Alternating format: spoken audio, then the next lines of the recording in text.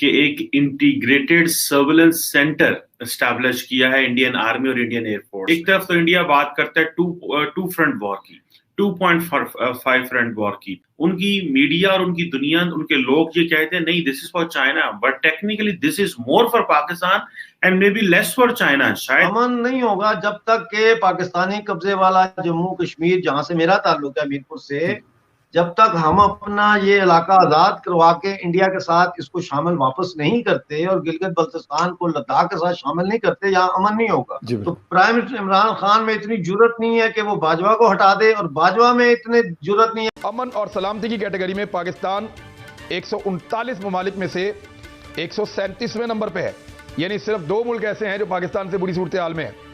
बज़ाहिर जब इसको आप पढ़ते हैं और आप इसका तज्ज़िया करते हैं तो ऐसा लगता है कि एक सर्जरी चाहिए, अब एक ऑपरेशन चाहिए जो इन सारी चीज़ों को ठीक करे। बहुत बड़े बड़े बुनियादी इकदाम लेने की ज़रूरत है कि ये जो मसाइल हैं जिनका पाकिस्तान जिनसे दो चार है, जिनके बारे में ये रिपोर्ट आई इंटरनेशनल, क्या ये मसाइल इसी तरीके से हल होंगे? Press the bell icon on the YouTube app and never miss another update.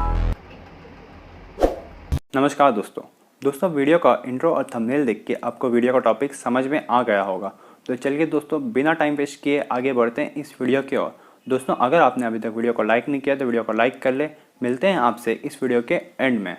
कि इंडियन आर्मी ने टेक्नोलॉजी पे ज्यादा सहारा तकिया करना शुरू कर दिया है as compare to troops when it comes to eastern command, जब चाइना को डील करना हो। लेकिन और इस हवाले से अगर मैं आपको बताता चलूं, शायद बहुत सारे लोगों को ना पता हो कि एक इंटीग्रेटेड सर्विलेंस सेंटर एस्टैब्लिश किया है इंडियन आर्मी और इंडियन एयरफोर्स ने। जो इनकी 4 कोर है वो समझते ये हैं कि अगर हमने चाइना से डील करना है तो वो बगैर आप ड्रोन्स के, बगैर आर्टिफिशियल इंटेलिजेंस के वो आप डील नहीं कर सकते। और जो 4 कोर है जो ईस्टर्न आर्मी कमांड के नीचे है, वो समझते हैं कि एक इंटीग्रेटेड सर्विलेंस सेंटर जो है वो एयरफोर्स और आर्मी दोनों चलाएंगे। अच्छा, मजे की बात यह है कि क्योंकि इस वक्त जनरल बिपिन रावत जो है ही इज फ्रॉम आर्मी, तो आर्मी का एक कंट्रोल है।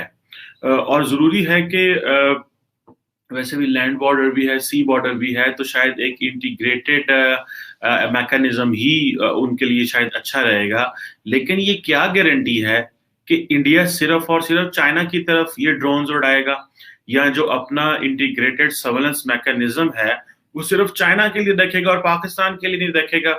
एक तरफ तो इंडिया बात करता है टू फ्रंट वॉर की, 2.5 फ्रंट वॉर की। लेकिन ये कैसे मुमकिन है कि India when it comes to ये इंटीग्रेटेड जो सर्वेलेंस सेंटर बनाएगा तो इसमें वो पाकिस्तान को नहीं करेगा।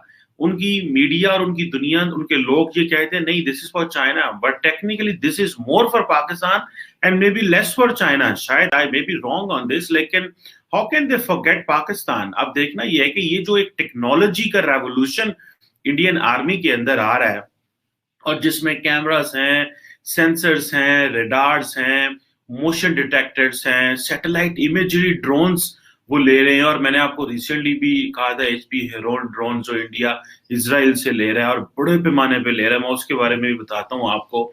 और अबव ऑल एक इंडिजिनस आर्टिफिशियल सॉफ्टवेयर भी इंडिया डेवलप कर रहा है।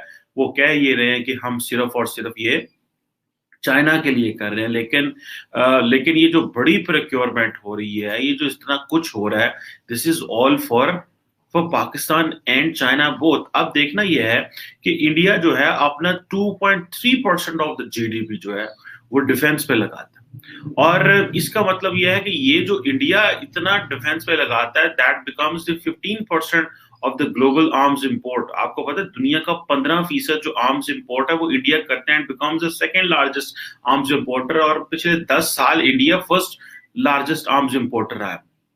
पहले मैं खबर आपके सामने रख देता हूं कि कानून की बालादस्ती के मामले में पाकिस्तान 32 मुल्कों में शामिल है और world justice project rule of law index आया है। ये 2021 की रिपोर्ट है। अब ये ऐसा नहीं कि पाकिस्तान आज ही ऐसा हो गया है, ये पाकिस्तान लगातार ऐसा चला आ रहा है। और पाकिस्तान कैसा चला आ रहा है, ये कुछ चीजें मैं आपके सामने रखता हूं। के कानून की बालादस्ती में पाकिस्तान का जो स्कोर है 0.39 है और फहरिस्त में 130 नंबर पे पाकिस्तान है, जबकि पाकिस्तान आखिरी दूसरे नंबर पे है। नेपाल, श्रीलंका, भारत, बांग्लादेश ने कानून की बालादस्ती के मामले में पाकिस्तान से बेहतर कारकर्दगी दिखाई है। खित्ते में खराब कारकर्दगी पर पाकिस्तान के बाद अफगानिस्तान का नंबर आता है, यानी अफगानिस्तान ही सिर्फ एक ऐसा मुल्क है जहां पे कानून की बालादस्ती पाकिस्तान से ज्यादा बुरी सूरत हाल में है। बाकी सारे खित्ते में पाकिस्तान के अंदर सबसे बुरी है। आजाद और खुद मुख्तार मीडिया की कैटेगरी में पाकिस्तान का स्कोर 0.89 है और 139 में से पाकिस्तान का 89 नंबर है, यानी यहां कुछ बेहतर लग रहा है। करप्शन में पाकिस्तान का स्कोर 0.31 और 139 में से 123वां नंबर है। बुनियादी हुकूक के मामले में पाकिस्तान का 126वां नंबर है 139 में से। अमन और सलामती की कैटेगरी में पाकिस्तान 139 ममालिक में से 137वें नंबर पे है, यानी सिर्फ 2 मुल्क ऐसे हैं जो पाकिस्तान से बुरी सूरत हाल में है। और बहुत सारी और चीज़ें इसके अंदर है। जस्टिस सिस्टम जो है पाकिस्तान का, उसकी रैंकिंग में पाकिस्तान 124वें नंबर पे है, जबकि जो ये सिविल कैटेगरीज है। इसके बाद जब आप आते हैं फौजदारी निज़ाम इंसाफ की कैटेगरी में, तो पाकिस्तान की रैंकिंग 108 है और स्कोर जो है वो 0.35 है। मामला ये है कि इतनी बड़ी नौयत के मसाइल को क्या आप रेगुलर तरीके से हल कर सकते हैं? बज़ाहिर जब इसको आप पढ़ते हैं और आप इसका तज्ज़िया करते हैं तो ऐसा लगता है कि एक सर्जरी चाहिए, अब एक ऑपरेशन चाहिए जो इन सारी चीज़ों को ठीक करे। बहुत बड़े बड़े बुनियादी इक़दाम लेने की ज़रूरत है। कोई भी ऑपरेशन नहीं कर पा रहा, कोई भी इस निज़ाम की सर्जरी नहीं कर पा रहा। क्या कोई विजन है अपोजिशन और हुकूमत इन दोनों के पास कि इन चीज़ों को ठीक किया जा सके? अगर तो बतदरीज ठीक करने की बात करते हैं कि ग्रेजुअली ये ठीक होंगी आहिस्ता आहिस्ता, तो उसके लिए तो फिर बहुत वक्त लग जाएगा कि ये जो मसाइल हैं जिनका पाकिस्तान जिनसे दो चार है, जिनके बारे में ये रिपोर्ट आई इंटरनेशनल, क्या ये मसाइल इसी तरीके से हल होंगे? अच्छा डॉक्टर साहब, एक चीज और है, मतलब जिस तरीके से पाकिस्तान कहता है कि इंडिजिनस मूवमेंट जो है वो कश्मीर के अंदर यानी इंडियन कश्मीर के अंदर चल रहा है और उसको सपोर्ट भी पहले भी माजी में भी उसने सपोर्ट किया, अब भी सपोर्ट करता है। बल्कि आज हमारी जो फर्स्ट सेक्रेटरी है गालिबन मैडम साइमा यूनाइटेड नेशन में, तो उन्होंने एक दफा फिर इस मुद्दे को उठाया है वहां पर कि वहां पे सिविलियंस को मारा जा रहा है और जुडिशियल किलिंग हो रही है कश्मीर के अंदर। तो आपको लगता है कि ये इतना इन्फ्लुएंस कर सकते हैं पाकिस्तान को उस फोरम के अंदर एज वेल एज कश्मीर के अंदर? आपको ये चीजें क्या नजर आ रही है कि जो एक कंट्रोल हुआ था और एक बड़ा मतलब चीजें शायद ऐसा लग रहा था कि बिल्कुल एक क्रिस्टल क्लियर हो गई, अब मतलब कोई इस किस्म की चीज नहीं है, हिंदुस्तान को एक बड़ा सुकून का सांस लेने का मौका मिला था, लेकिन आपको अब नजर आ रहा है कि वो चीज जो है वो आहिस्ता आहिस्ता से हाथ से निकलती जा रही है? देखें, साइमा जी ने तो बिल्कुल सही कहा कि सिविलियंस को मारा जा रहा है, लेकिन शायद वो ये बताना भूल गई कि जो सिविलियंस हैं वो मक्खन लाल बिंद्रू थे, वो बिहारी जो बेचारे रोजी रोटी कमाने, यार वो रेडी लगाने वाले बेचारे, उनको मारा, वो टीचर को मारा, एक सिखनी प्रिंसिपल थी उसको मारा। वो ये भी तो बताए ना कि सिविलियन कौन से सिविलियन है और कौन मार रहा है। दूसरी बात यह है कि कश्मीर के अंदर कभी भी कोई तहरीक आज़ादी नहीं थी। वहां पे पाकिस्तान की प्रॉक्सी जमात इस्लामी, ठीक है, वो जमात इस्लामी थी जो सैयद अली गिलानी उसका जमात इस्लामी का था और उन्होंने ही ये हुर्रियत कॉन्फ्रेंस और ये सारी बनाई। वो सहूलतकार थे पाकिस्तान के और वो ये सारा कुछ करते थे जी।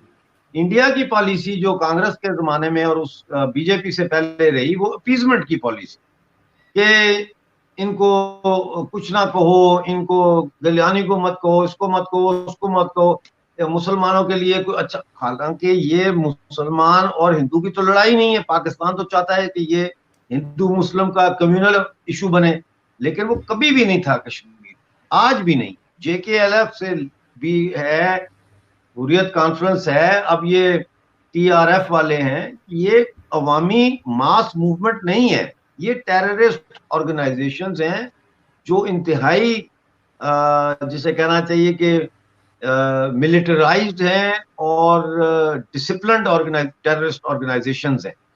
जनता का इनसे कोई ताल्लुक नहीं है।